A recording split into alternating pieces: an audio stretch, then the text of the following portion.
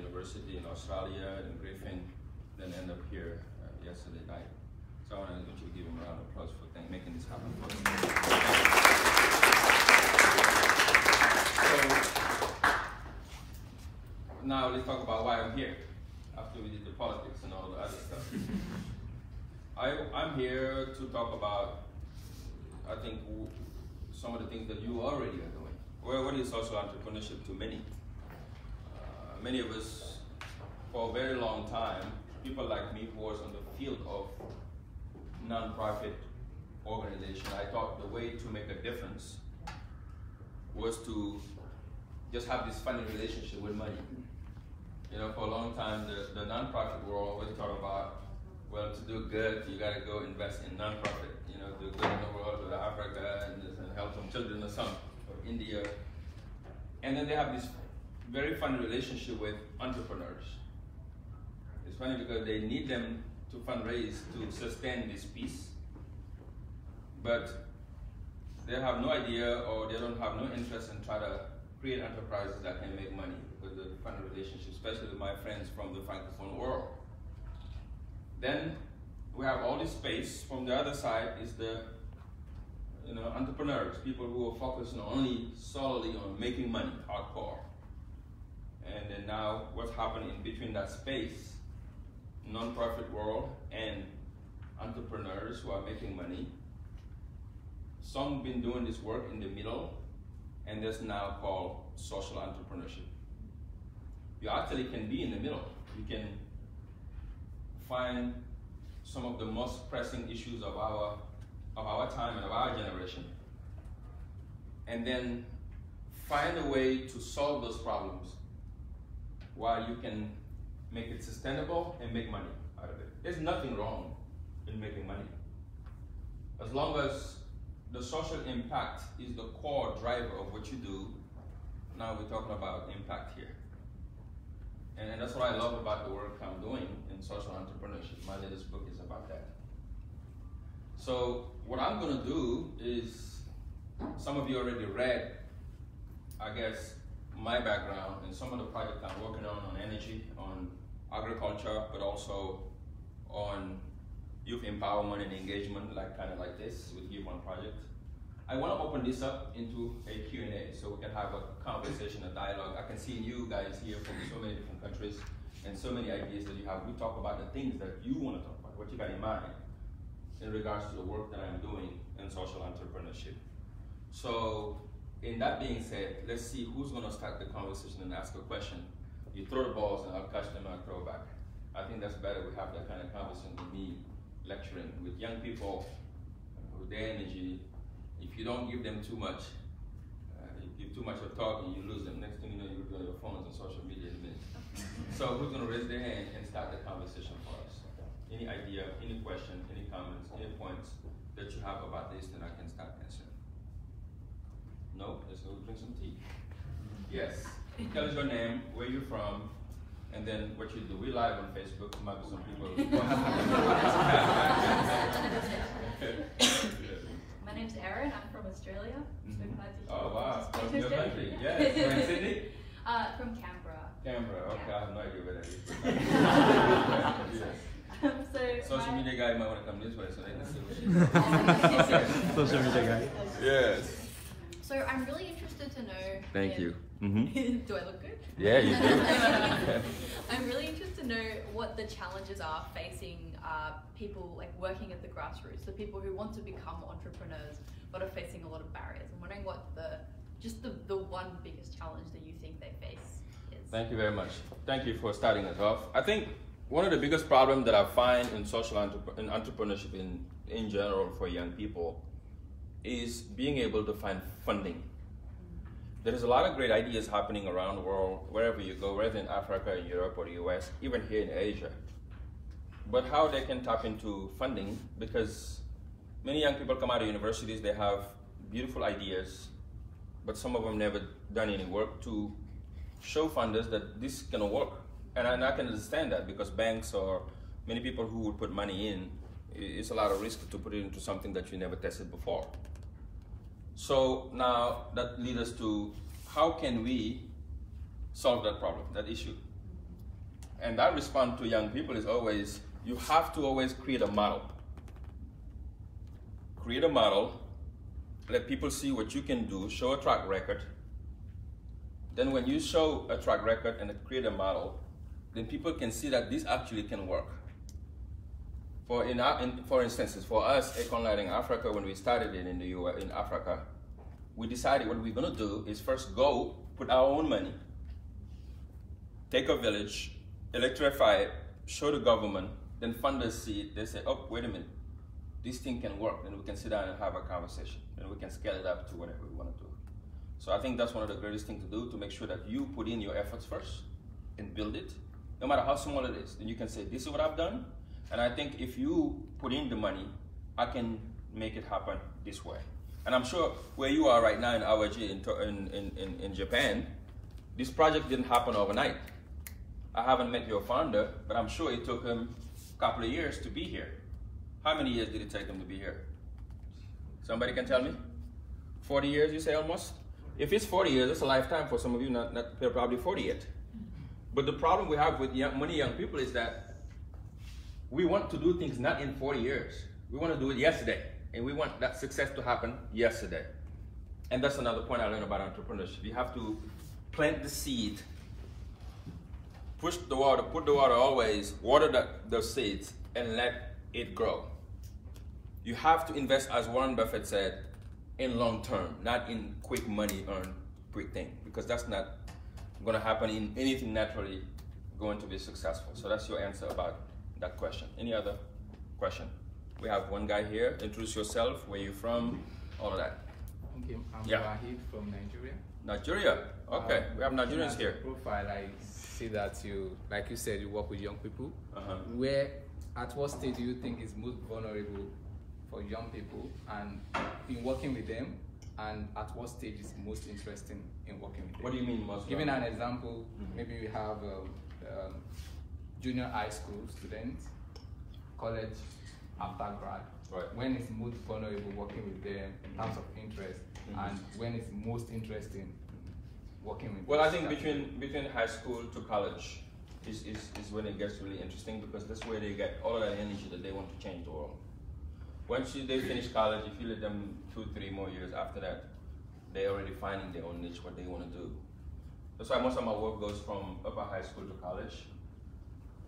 And I try to tap into that energy to motivate them to go into entrepreneurship, and especially in African countries, because we got a lot of issues with jobs today in Africa. We have the youngest population in the world, by the way. And many of these young people come out of universities, and most of our top universities, let's go to Dakar, you go to Cotonou, Abomey, Calavi, etc. They mostly focus in areas that sometimes don't meet the market demand for jobs. They're still on that history, law, philosophy, sociology, etc. So when they come out of college, most of the jobs, the demands in Senegal and Africa today, many of these countries, they're looking for high-skilled workers. And most of them come out with no jobs. So we create these incubation centers to move them into jobs that can demand for the market, so they can get to work, or create their own enterprises. There's a lot of issues in the country, and how can we get young people to create companies around that can help us to get to finding solutions faster. Your answer. So another one. Yes, you can get up and tell us please your name, where you're from. I'm from Egypt. Egypt. Wow, that's pretty diverse here. Excuse me. All right.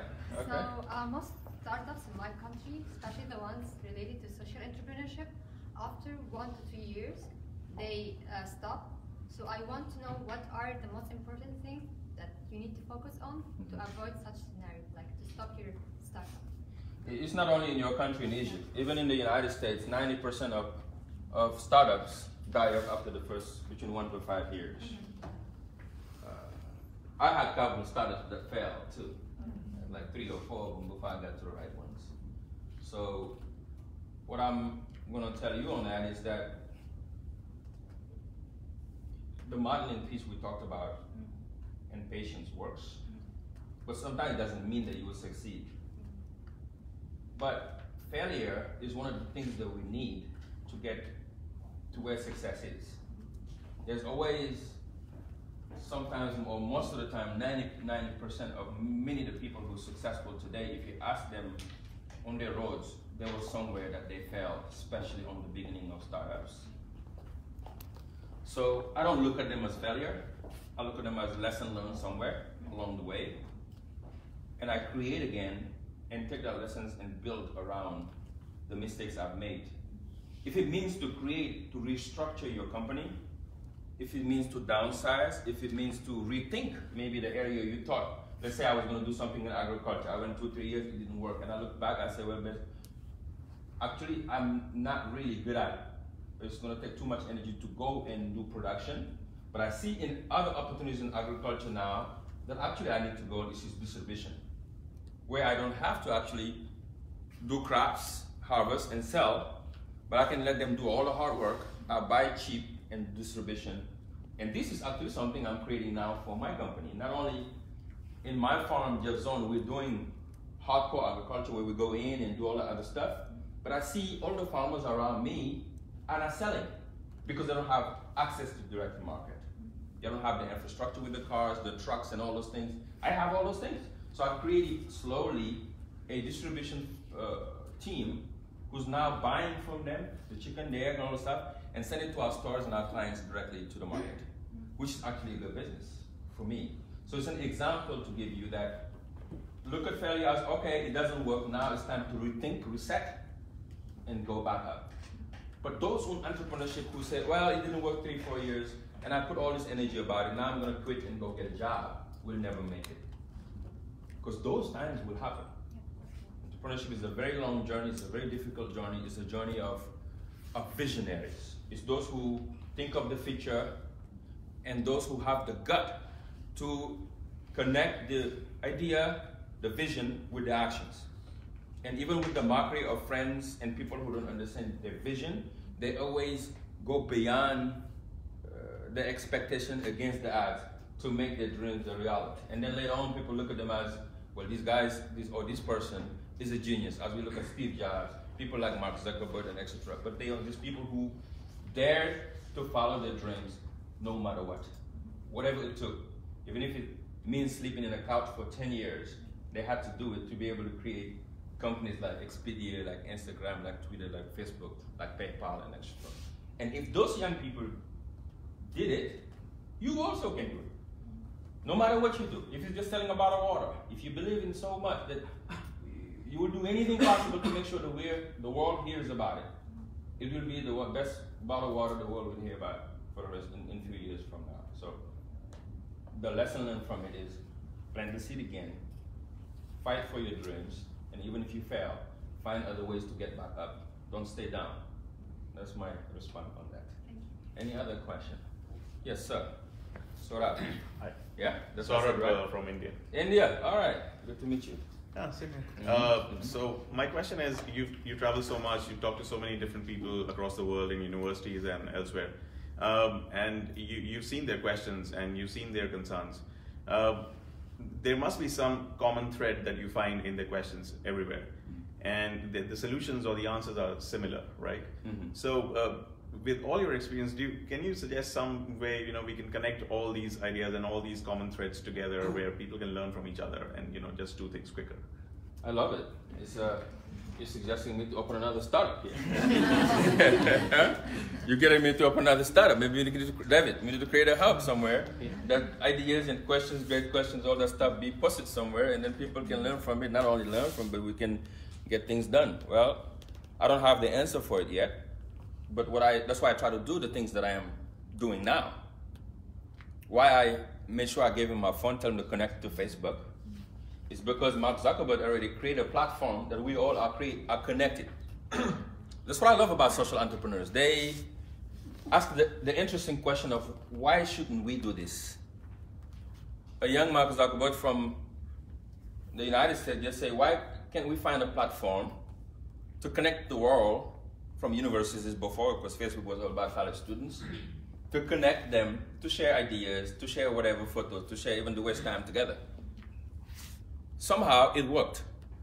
Now that platform, how can we use it so that the young person in India that is watching us now, to my 160,000 followers, hopefully one of them from India, some of them from Senegal, some of them from the rest of the world, can have direct conversation with us. Maybe we'll be inspired in one of your ideas, one of your questions, or one of the things that I've said, that can sparkle that little light in him to create the next big thing that the world will create. I think it's a good start. Now, what's the next thing to make that a concrete plan? Let's think about it. Maybe you can create a company in India or somewhere, you know? You never know. Yeah, thank you very much for the question. Another question? Yes. I'm David from Canada. Canada? Yeah. You're from Canada? Yeah. Why everybody laughing? I'm just asking a question. What part of Canada? Toronto. Toronto. Hey, I've been to Toronto. Yeah. And last 2 years I studied in France. Okay. And actually last year I attended the Viva Tech conference in Paris. Spoke there. Yeah, you spoke there. Yeah. Unfortunately, I only found out that later, recently, Okay. because the conference was a 3-day conference. Yeah, it was so big, huge, yeah. Yeah, but that conference, because at that time I was doing an internship in smart grids. Okay. And about energy transition, about how to incorporate solar energy mostly into the energy grid. Right. And I had friends, especially working on incorporating solar into African grids. Right. So, and obviously you worked in this field. Yeah. So I'm just thinking about what is your vision for the energy transition, especially in Africa and developing countries. What is the future model? Thank you for the question. Yeah, I was in Viva Tech last year. It was one of the biggest conferences I've attended. More than 20,000 people. It was huge. You know, you get lost there. The energy sector, I'm still working on it. We have this huge project. It's called Lighting Africa, and the company behind is Solar International. It's the leading solar energy company in Africa. The three of us own this guy named Akon. I don't know if you know about him. And then another guy named Samba Bacheli and myself. What is the future of energy? Where I think it goes is, I think it's going to always be a mix in energy. Just because of what happened in the United States and what's happening in Europe and other countries, it's not what's happening in Africa and elsewhere. Let's say today solar is becoming very big, but you cannot use solar. You can use as much in some parts of the world because of weather. Example, we went to try to do solar in Mozambique. Many parts of the countries are very, the weather didn't allow us basically to get enough sun because of the too much rain and etc. The same thing in rural Gabon. But then you go to West Africa, many of the 365 days is like this, sun all year. Perfect for solar. That's why we focus on solar in the parts of the world. We are not on the grid system because we wanted to make sure we have a focus that's very green. And I think solar was the right thing to do in that particular sense. Then you have wind, and you got, you know, the other things that are not clean that people talk about now. We should decrease them. But that is going to be another issue that some young people like you, or part of your generation, will have to find solutions on. I can't. Not all of us can do the same things. But to answer to your question, energy, to me personally, will be always mixed. And I'm hoping that in that mix, the clean energy will always be on top of it. You understand what I'm trying to say? Let's say, for example, Africa and technology. Let's move it for another example. Today, Africa is leapfrogging in mobile banking, for example, and in telephone, the mobile industry itself. A few years ago, when I was in college in the United States, I remember calling my parents. In the whole neighborhood in Kaolack, one person has a telephone line in the house. You have to call an hour before and then ask for mom. They say, okay, hang up, call back in an hour, we're gonna go get her. And you wait for an hour, you get a scratch card. I was in New York. You call back and mom comes, and then we talk, then she leaves. For years. It's to say that majority of Africans never had a home telephone. 90% of it never had a home telephone. Means we skipped it. Went from not having a phone to mobile phone. Not having a bank account to mobile banking. Even ahead of the United States when it comes to it. If you go to Kenya, etc., Mombasa, Wari in Senegal, etc., every kind of all kinds of transaction is happening in Africa. It's like you in Asia hear everything through the phone. People who never trust to have a bank account today are doing all that stuff. So how can we use that same methodology from mobile industry to the solar industry was something I've been thinking about for a long time. And I'm still not giving up to it. Hopefully that people will catch up. But the problem with solar too is it gets expensive with the batteries. You know, the lifespans in the batteries, hoping that this new technology will help us to find batteries that last longer. If we don't, then we're still going to stay into mixed energy all the time. Because we consume a lot of energy as humans. And unfortunately, it's not good for the environment. So we hope that you'll be one of the people who will help us to find that question. I'll try my best. My friend from Canada. Thank you very much. Another question? Yes. Before introducing myself, I would like to thank you for honoring us Pleasure. with your visit. Thank you. And enabling us to interact with you. Thank you. As you do. And I would also like to congratulate my teammate, my brother from Benin, David, Yes. to make this opportunity Reality. become reality. Thank you. So, if I come to my questions, Yes. actually I have questions. Yes. Questions or questions? Questions. Where are you from? From Djibouti. Djibouti. Yeah, my Why name you is have Kamil. questions, man? Everybody has a question. My name is Kamil, I'm from Djibouti. I'm Okay. an entrepreneur, All right. profit-oriented entrepreneur Okay. who doesn't compromise social responsibility. Okay. So what I'm asking is related to investment, and the other one is related to energy. So if I go with the energy one, why solar energy hasn't shown efficiency as oil or any other kind of source of energy shown Right. in the history?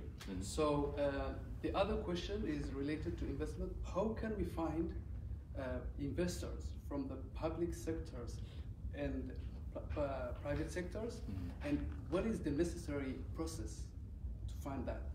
Repeat the last question. How can we find investors from the private sector? From the private sectors or public sectors? Or public sector, okay. Yeah. What is the necessary process to find that? Okay, very good. Thank you for... Well, we'll start with your last question. Yeah. How to find Yeah. investors. I think I talked about that earlier. It's very hard to come ask somebody's money when you cannot convince them that what you give asking them it can work. This is on you. I can come now and tell you, show this beautiful paperwork, because people look good on projects, especially Africans. We're very good at that paperwork. But the bottom line is, how can you prove me that it will work? If I do it to you, you will think about it, because cash money you will put into project. You want also, as entrepreneurs, we want return. Who talk about business, talk about you invest, you want return in your investments. Once that's being said, now the question is, how can I make sure that anyone who wants to invest to make money, when they see this thing, they believe in it? So it's got to go now beyond paperwork. You follow me? Yeah. And that's the example I gave about farming. If you want to have a big farm, that in a few years you want to raise 25 million or 50 million to do the farming project, don't wait till you get the money to start. Okay? Go start small, where you can learn every loopholes about farming, even if it takes 2 years, 3 years, and then you build slowly on that. In 4th, 5th years, when I'm not saying you have to wait 5 years. If you have to, you might have to get that person to believe in it, because you already have a track record. It brings me back to what I was saying earlier. People want the money, they don't want the labor. And to get to the money, you have to do the labor, unless you want the fast one. Both private and public funding, whether it's an individual who got money who want to invest, or private equity, or it is the banking system, they all want return. And if they see your project will bring them something, they'll put money on it. So that's the first point. The second one, so that means don't focus on the money too much, but focus on the job, get it done. The second one about solar energy, why it's not being the leading, that's what you're asking? Why it doesn't show, it hasn't shown efficiency? Yeah, because solar energy, as I said earlier, it has also some, not all, everything is crystal positive and social, I mean, in that particular sense, because you have the weather issues, but then it's expensive too in some parts. Yeah, sorry, Right? but I was referring to, for example, from where I am. So where you can find abundance Sun. of sun. Yeah, Exactly. So in a year you have 365 days of sun. So Yeah. in that case, we have been affected by the drought. So, and the idea of like making solar hasn't shown so much efficiency Right. as petrol or oil. It's about leadership. Yeah, that's what I was. Morocco is doing it.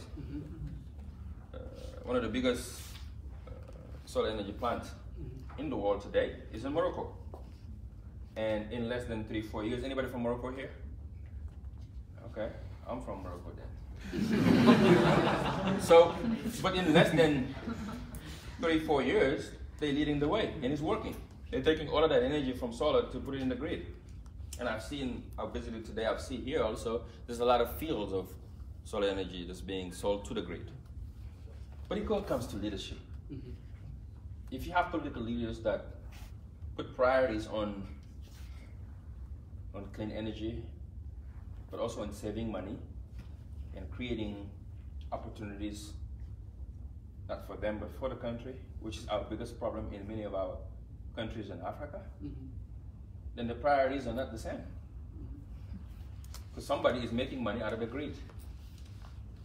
And somebody is making sure they get profits the more they stay on the grid than creating opportunities for the solar system. So that comes to the leadership. And that, if you want to fix it, get involved in politics and run for president one day.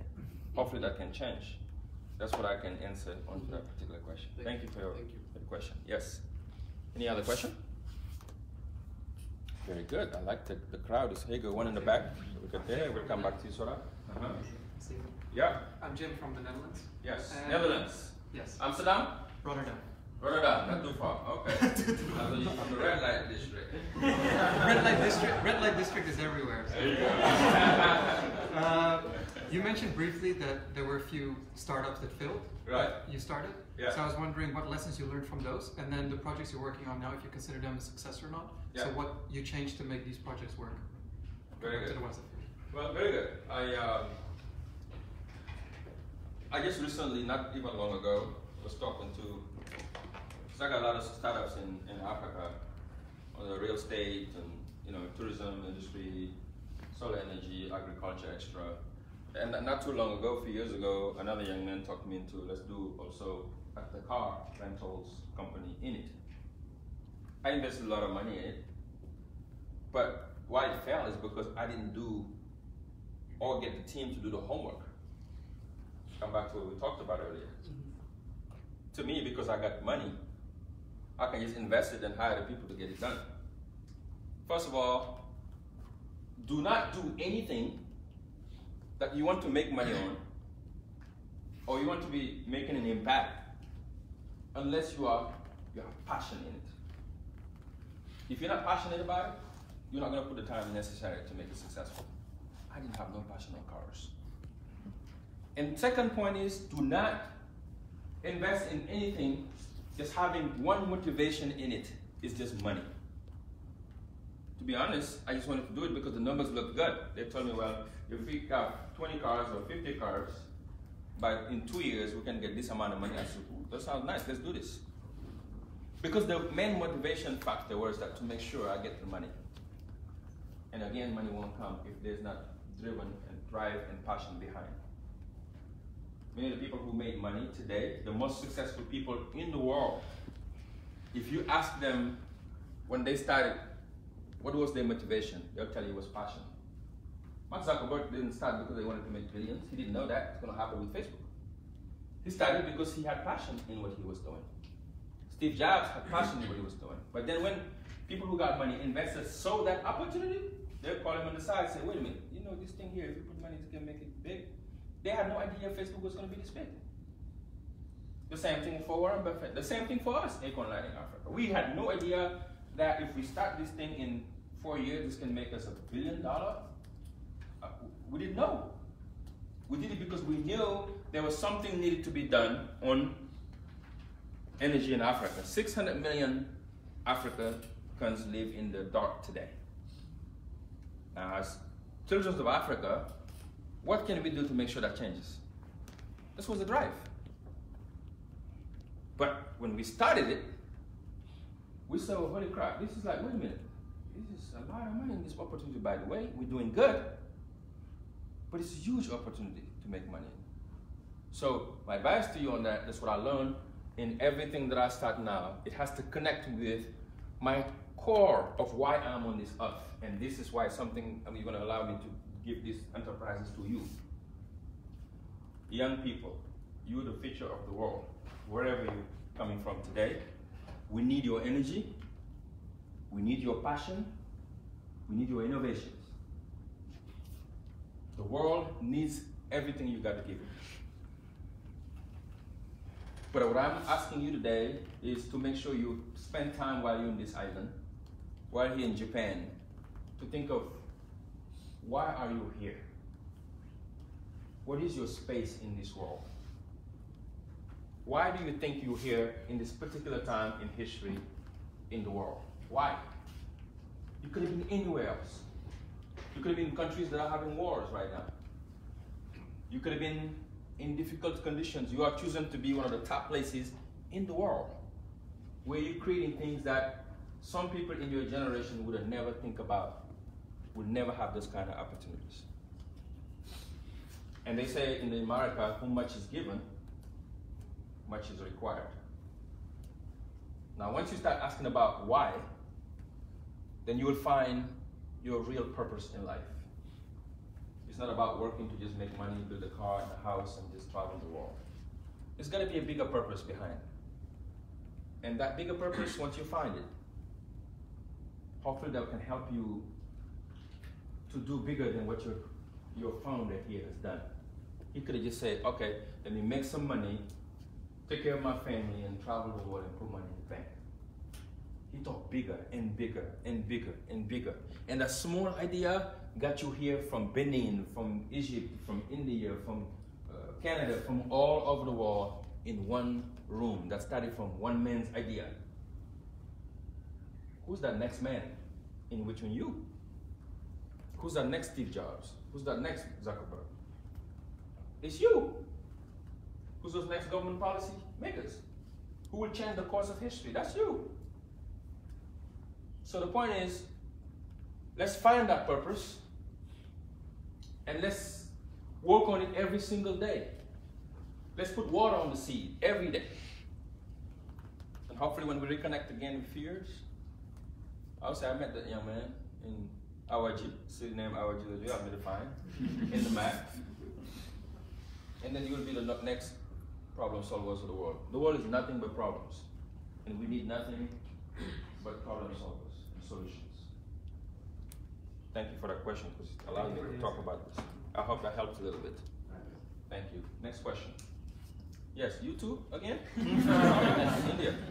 I have to represent a big country. No problem. The biggest democracy in the world. That was a good comeback. My question actually is about democracy and politics. You've worked closely with the Obama campaign, and I'm sure you've met so many political leaders. Yes. What do you think that emerging countries, especially in Africa today, what kind of leadership do they need at the political level? Yeah. I think emerging countries, I'm talking as in, I have two sides to it. You know what I'm saying? Yeah. I'm Senegalese, but I have American side of me too. Okay. To me, democracy works some ways. We need democracy. We need to get people to freely speak and all that kind of stuff that democracy speaks about. I'm a Democrat. But somehow I've just observed countries that developed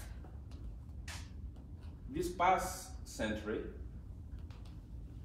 they've really done it when they have tough leaders who can lead the people, who can, because we're just talking about it today, people don't know what they want.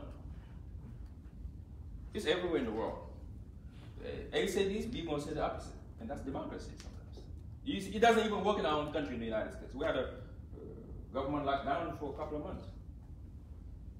But then if you take a country that's new, that needs to be built, and you into back and forth all day, it's difficult to move the vision of the country. You see what I'm saying?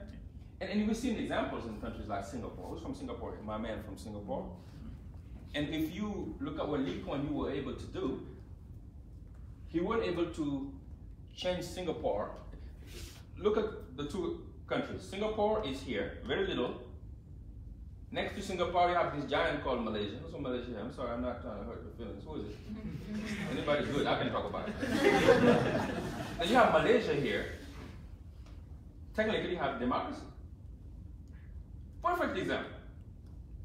And this small little country that the United States, all our former presidents call a dictator. Until now, we all love him. And he had to drive his country in one vision, even sometimes meaning to hit on the table to make sure that things are straight. We call him dictator. But look at what he's able to do with Singapore and compared to where Malaysia is. That's what's happening in Africa. Look at the country that's doing well. One of the top African countries today is called Rwanda. They had a genocide just a few years ago. Not even 20, 30 years ago.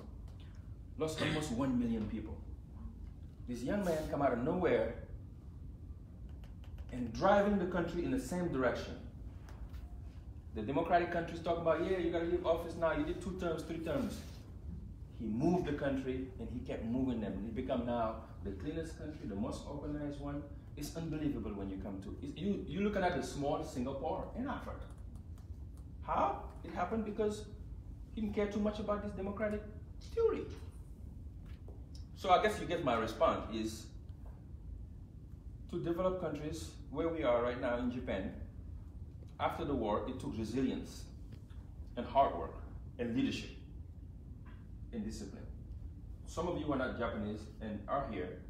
You are blessed to be here because a lot to be learned in this country. And what they have done, Africa can do it. Some other parts in the world, Latin America can do it. But it will take strong leadership to change a country. And I don't think I don't know what it is. I don't know what to call it. Because I'm not for dictatorship that breaks the rule of law, where you're killing people for no reason. But I am for dictatorship that works, that can develop a country and create jobs and opportunities for countries, for citizens in those countries. We've seen it working in some kingdoms, some countries that have kings. It's done to today, where there's a rule of law, people respect it. Some of them I don't agree with them, but there are some of them that's making it work. So that's the Senegalese side. Yeah, you basically telling me I'm being too political right now. I would like to know what you understand. I think that it's both of them we're talking. Even in the United States, it's my position on it, right? It's like, okay, in America it works for us because our people are educated. It's easy. We can argue all day. At the end of the day, people will find something to eat. When you survive in those countries like Africa, majority of those people, majority of them are in a survival mode. They're trying to find the next 50 cents to $1 to eat a day. When you have people like that who are in a survival mode, they don't have the luxury that you have to sit down all year thinking about big projects to bring in Awaji. Bob Marley said that a hungry man is an angry man. There's no way they can think. That you need a good leader who can move the country so they can go from not being able to eat a day to now thinking about big ideas, creating applications that can solve some issues at the hospital, those kind of things. You got to be able to be on that level. And democracy can't bring that. You see what I'm saying? Yeah. So I'm for the juste milieu, for les francophones. How do you say that in English? The right middle. The right middle there, where we can have that strong leader and a little of democracy in the middle to move people, so we can drive change. That's my point on that. Thank you. Another question? Oh, yeah, I want to already network. There you go. You can stand and tell us where you're from. Hi, I'm Catherine from Kenya. Kenya. Yes. My question is a follow-up to Camille's answer that you gave. So aside from getting into politics, what would be your advice for people trying to get into business where the governments are not necessarily supportive, because it doesn't benefit them for you to have a business that would sort of be in competition with what you're trying to do? You want to get into politics? Sorry? The question is, you want to get into politics? And then? Yeah. And then you want to be an entrepreneur? No. Okay. I don't want to get into politics. You don't want, you made it clear, all right. But I want to bypass a government that is not necessarily supportive, because it doesn't benefit it to support the entrepreneurs. Well, then don't bypass. Because African governments, you know already, you in Kenya, you know what's going on over there, it's the same everywhere in Africa. We're not in a level where you can do, unless you don't need the government contracts, you don't need nothing from the government, which at some point as a business person you need them. Politics and government, politics and business are like this. They're twins that one can't go without the other.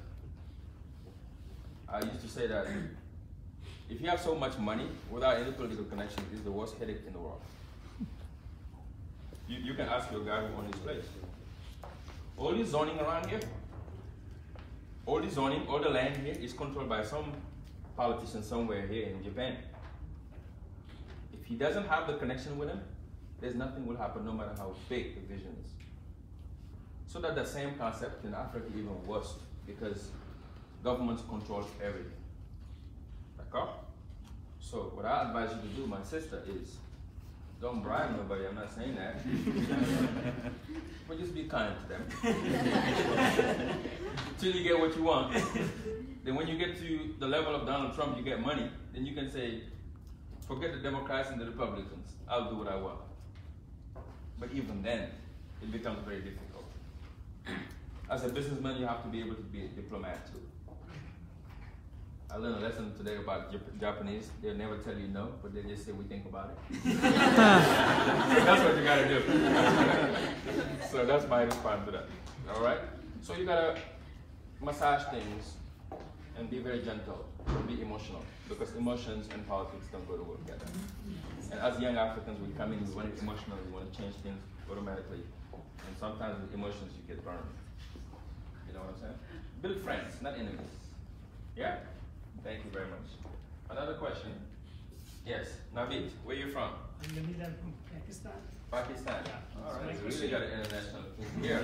We got Pakistan, India sitting next to each other.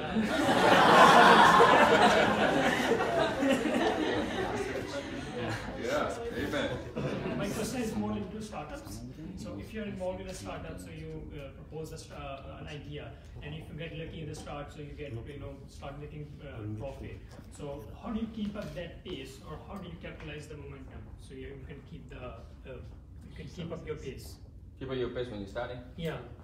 Like how if you start a business and you get lucky and you start making profit since the start. So how do you keep up your pace?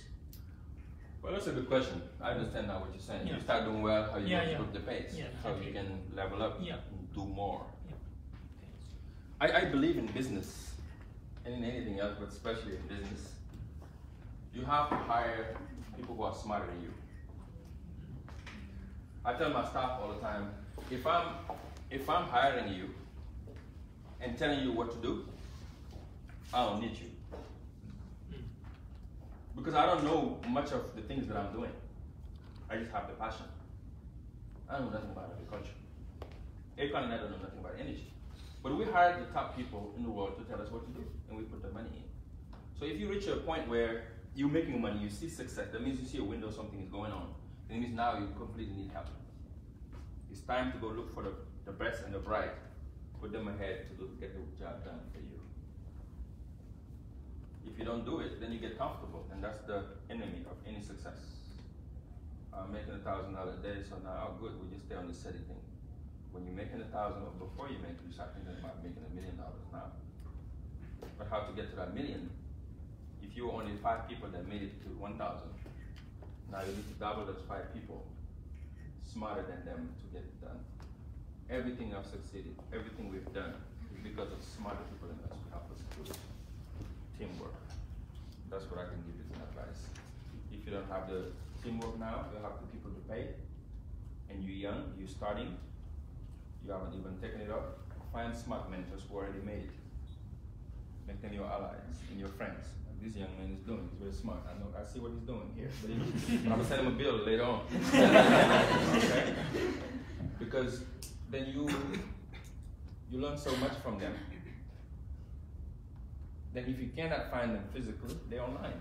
Today, there's not better time to leave than this age. Because we used to go to libraries looking for books to read about the top investors in the world. Today, you can just go to YouTube. If you don't like to read, like some people don't like to read, you can go to YouTube and just type Warren Buffett on strategy of investments. You can take 2 weeks and watch everything that Warren Buffett talked about. You pick his brain from there. You know how he thinks. You take another person like Steve Jobs or somebody else and just study them in YouTube. I promise you, you do it in 6 months. You'll be one of the greatest investors in the world if you can put that into practice. So the same question you're asking me now, there's billions of videos like that on YouTube, like the top people sharing their knowledge.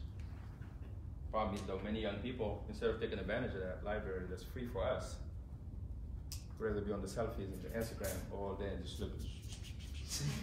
And the time to sleep will go back, like you're watching other people's lives go while you're flipping your life away.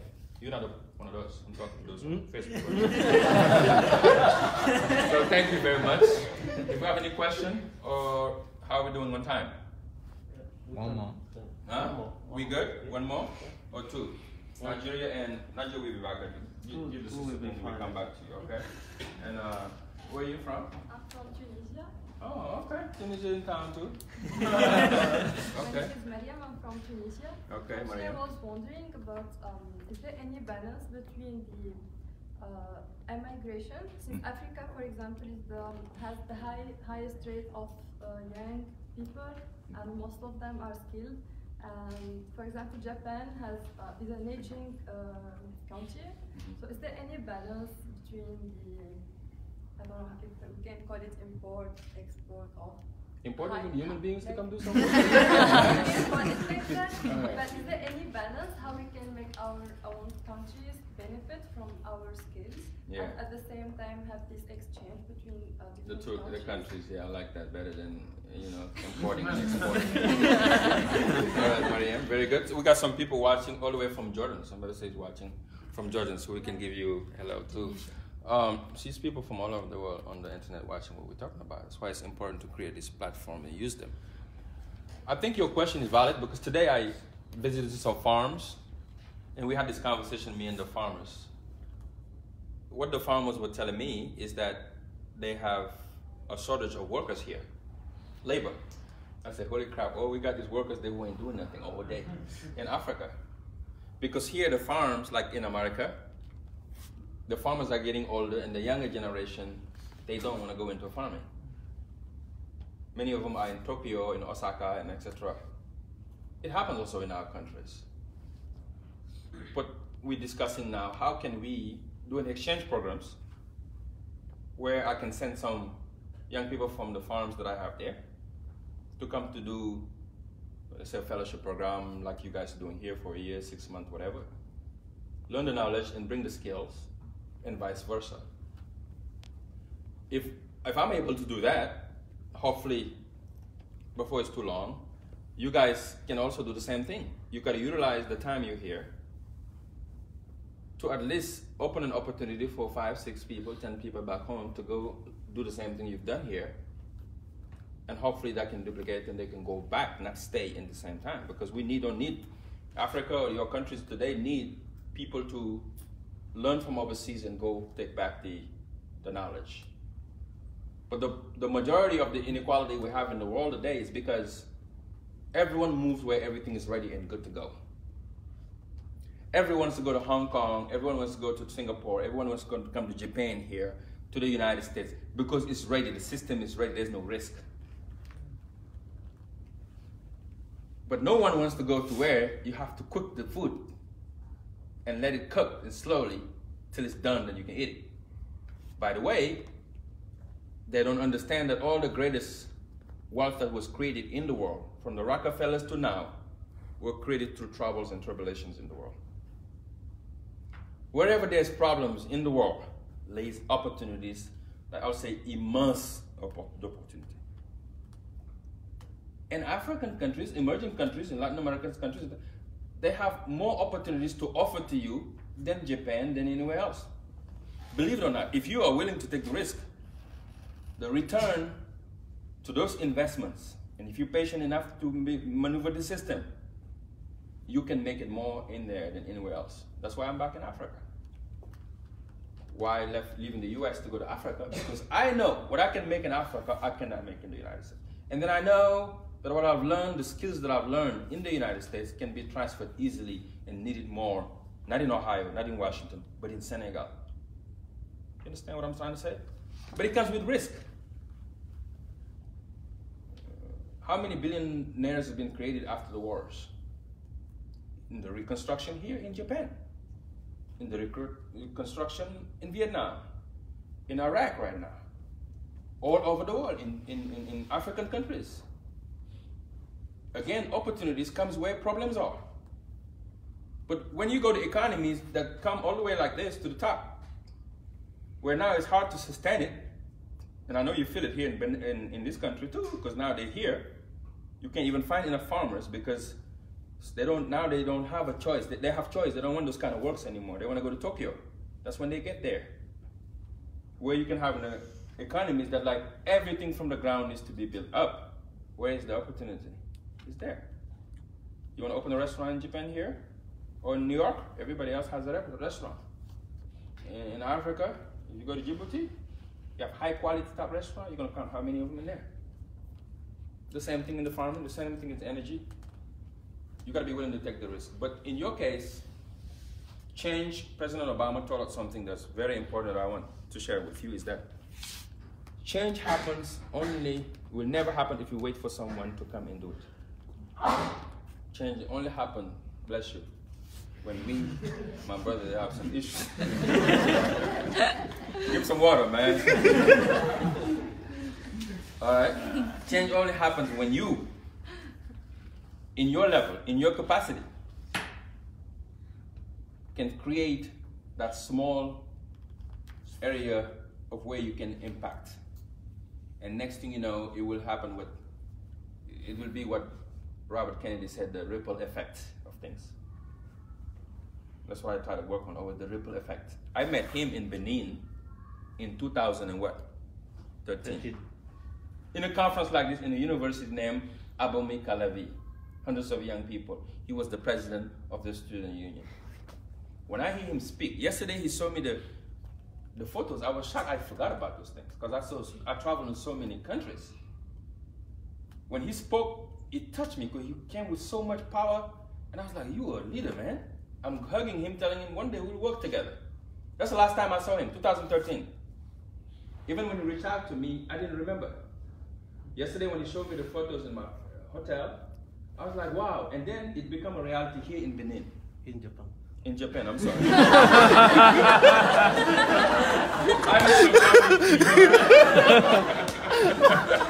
All right, so you get the point, right? So that change can happen from you. And do not underestimate the power you have in the world, what you can do to create change. Here is a young man who grew up in Kaolack, Senegal, who a few years ago couldn't find a meal to eat. I was one of them. Who just had a dream and a heart full of aspirations that I wanted to do for my country and my community. Look at me, a few years later, where I'm at. You know, so there's a power of a dream, and there's possibilities if you're willing to pursue them. What you dream for your country can be a reality, my friend. Mm-hmm. But let's not wait for the change to come from someone. The Superman doesn't exist. That superhero who's supposed to come and save our world is not here. There's only one of us, always, who dream more than any of us and put actions behind their dreams, who somehow we call superhero, and they are not. You are the superheroes of the world. If there's inequality, fix it. That's why I take the plane all the way from the United States to Senegal to Australia to come here. Nobody paid me. I paid my own flight, didn't I? What I'm gaining from this, because this is my mission in the world. I found where my space is. Even if it costs me money, I will do it, because tonight I know, I'm looking at your eyes here tonight, there's going to be somebody who's going to be touched by what I'm talking about. And I know there's going to be somebody who's not going to sleep tonight thinking about what they're going to do for the rest of the world. And I know that somebody will have a ripple effect that will somehow change the lives of some people I never met before. I understand that. President Obama did it to me. So I'm doing it to other people across the world. So now it's your turn. It can't just be about the paycheck or the comfort zone or the family alone. All those things are important. But it's got to be a bigger goal that you dare to make that a reality, no matter where you are. Tunisia, Canada, India, Pakistan. It can happen. I grew up in poverty in Kaolack, man. Look at the ads. I never thought about coming to people in places like Japan. In my first book, actually, I talk about Japan because I did this. It's funny, this anecdote. I did this exam. I just wanted to get out of my country. I heard about this exam about this embassy of Japan is giving some scholarships to come here. I went and applied. They rejected me. I almost came here to the US. If they gave me that visa, I would have never been to America. All right? So dream big, and be the change that you want to see. That's the advice I can give you, my sister Maria. Thank you for that beautiful question. And let's not take the point anybody overseas, okay? Not transporting anybody. I'm coming back at that joke again. All right, any question? You're gonna close up with Nigeria, or we have another one? Yeah? Man, come on, man, why are you asking me? All right, we got the Nigerian brother here. Okay. Yeah? So what I want to ask is that, what will you say about the mindset of starting a business solely and actually starting with some teams? Partners. Yes. I started by myself. It took me years just to get where I needed to be. I didn't even get halfway. Then I teamed up with people like Akon and Sam, the three of us. We've done things that I never imagined in my life.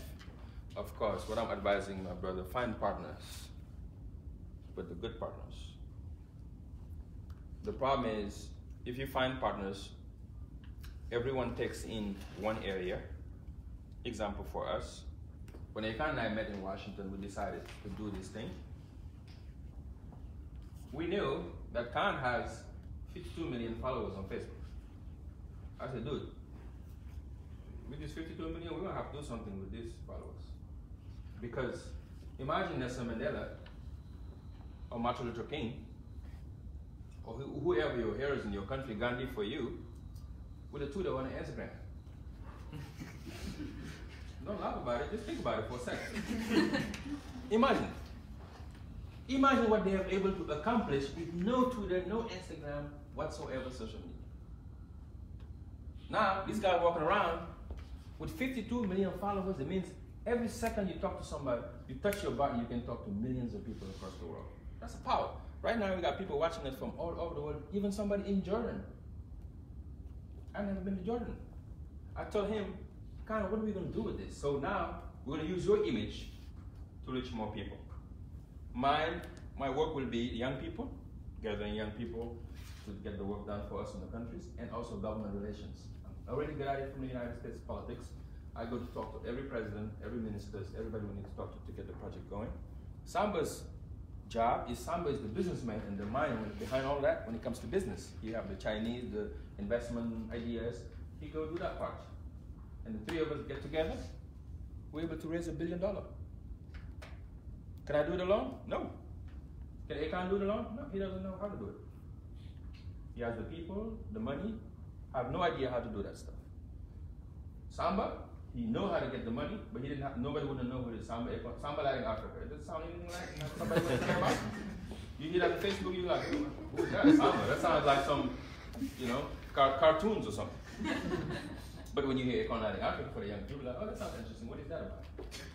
So that's what partnership can do. That's what I love about it. So now, everything I'm trying to do as a business, I try to take partners, and we work together to build so we can get there faster. the question. That was it. Yeah. All right, my man again. Thanks again. Actually, my question now is related to what you just said about the exchange program that you already started. Yeah. So as we are working a project we named Africa Hub, which is a platform to connect Japan and Africa through culture, business, and human capital development. Right. So we identified problems in Africa, and in another hand, we identified problem in Japan in terms of human capital development. Yeah. So how? Can somebody give me some water? Yeah. Oh, this is water or wine? Which one is this? Green tea. It's green tea. Thank you. Yeah. My Muslim friends over there. That's not wine. They're gonna tell me, oh, you over there drinking some wine.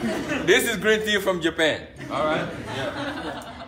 So how does because Africa has a potential of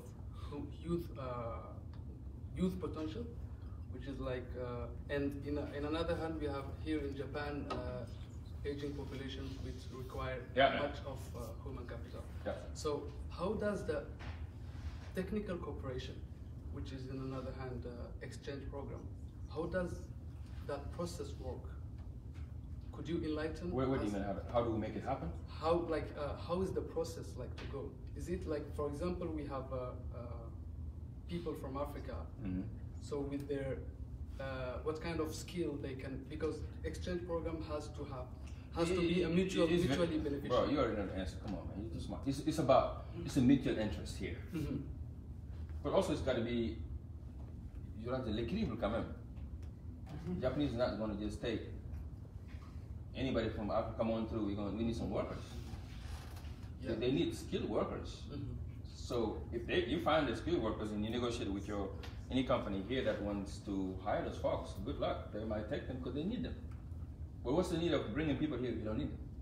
Or you're bringing people just for the sake of having somebody look like, okay, I'm here, president. What can you do? Nothing. You know? What that gonna do for you? Again, entrepreneurship is about return. If you're investing in flying somebody to come here, you want them to be able to respond to the needs. So your first homework will be to identifying what are the real needs on the jobs on this end. And the second piece is finding those people in the continent who can respond to the jobs when you talk about skills. Not physically because they're here, but what can they do that A needs in Japan. A needs to build roads, and we know B and C in Djibouti who can build roads. Basically, we can make the connection. The company will easily sponsor those people to come because it's cheaper for them and then be able to make them some money. You know what I'm saying? Yes. And vice versa. I think vice versa, what you will do is investors who want to go and to invest back home. You know what I'm saying? Or even the transfer of knowledge, which is harder. Investor is even easier. I don't know about Japanese, but if you go to other countries like China and Singapore, so they're interested to invest in Africa. And then you guys here are ambassadors of us. You should be playing that role for us. You know, talk to some people who you see they're doing good, they want to expand their money, they want to do more, bring them to your countries. You become an ambassador. You don't need the title to do it.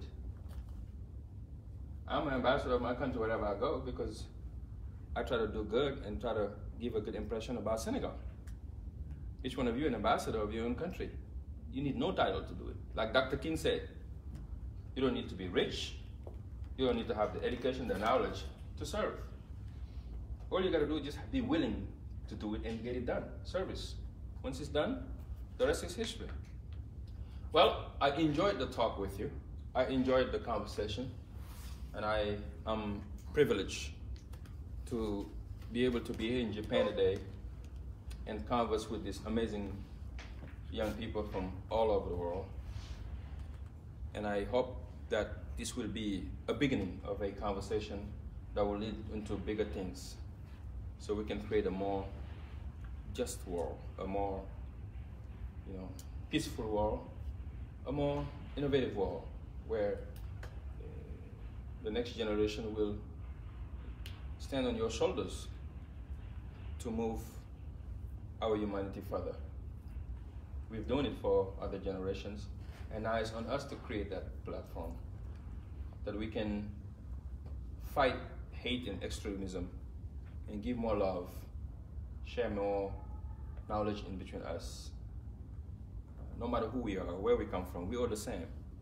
We share the same things. We all want, each one of you want good things for your families, peaceful family, success, health. We all share it. You're white, you're black, you're Asian, you're Latino, you're Muslim, you're Christian, you're Buddha, you don't believe in anything. It's all the same. I want us to think about tonight how we can focus on our commonalities, the things that bring us together more, and use that kind side of who we are to build from that point on. And hopefully your stay in Awaji can be a sparking point for you to be the next Steve Jobs, the next Zuckerbergs, the next Mandelas, the next, presidents like Barack Obama, where you give more love than hate. I thank you and I wish you the very best, and we stay in touch. I'm in social media, I'm on Facebook and Instagram, and you can come here and say hello to all of my Facebook friends. Say hello to everybody. Thank you very much. Thank you. Thank you.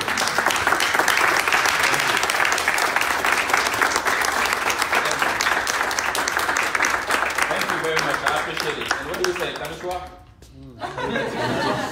How do you say thank you? I can't hear everybody saying the same thing. Somebody got to say it. Arigatou gozaimasu. An African teaching me Japanese. Thank you very much. Thank you very much. Okay. Thank you. Thank you very much. Thank you. God bless. Thank you, everyone. Yeah, I learned more. So that was good chance for me more, because I've been always trying to get more information, to get more advice from my dear elder. But today, this opportunity allowed me to learn more. And I would like to thank everyone, to thank Persona. At the end, if Persona doesn't say, okay, I'm not sure we're gonna be here. And Persona is the main company with Nambu Daiho. That means the president of the company leadership. We are here today, and I think we want to change the world. We want to contribute, and this is just the starting point.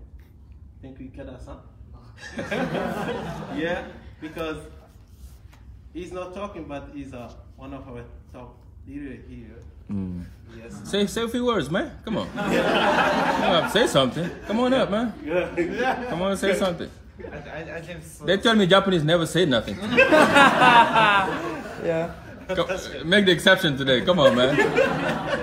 So I can speak English. So. Somebody gonna translate for you. Where's Nana? Come translate for us. Come on. That's not the excuse. Help us out. Give him a round of applause, y'all. So thank you for Thione. Thank you. Thank you. So